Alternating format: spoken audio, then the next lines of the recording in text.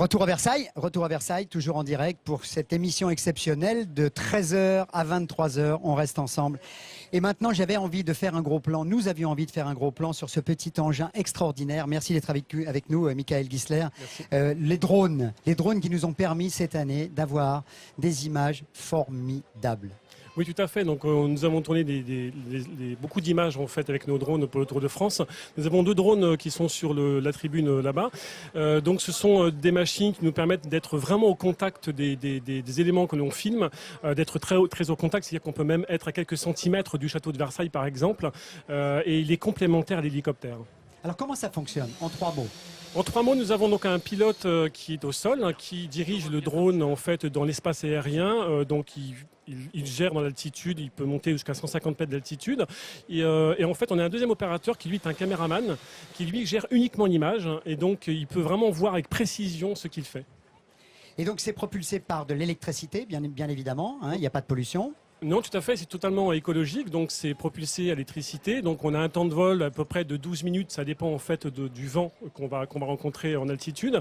Mais effectivement, on peut voler une douzaine de minutes, c'est largement suffisant pour faire de l'image. Et vous embarquez une petite caméra que le caméraman pilote du sol et ça nous permet, on va voir maintenant, parmi les plus belles images que vous nous avez proposées, complément formidable à la fois des motos, où on a des copains caméramans qui sont vraiment les meilleurs du monde, et par les hélicos. Vous, avec votre drone, là, vous passez de temps en temps à quoi? À 5 mètres, 3 mètres, 2 mètres même de la cible, et ça donne ces magnifiques images. Alors oui, effectivement, parfois on est même à quelques centimètres, parfois on est même à l'intérieur de l'abbaye du Mont-Saint-Michel. On a tourné des images exceptionnelles à l'intérieur de l'abbaye. Donc, et en fait, effectivement, l'intérêt en fait de tourner avec les drones, contrairement à l'hélicoptère, c'est d'être près en fait des éléments. Et en fait, on est vraiment encore une fois complémentaire à l'hélicoptère. Voilà, on le met plein cadre et c'est une merveille. Parce que c'est vrai, voilà, par exemple là, on est carrément, ce que pourrait pas faire un hélicoptère, évidemment, de s'approcher si près comme ça des châteaux, des couvents, des maisons, des villages.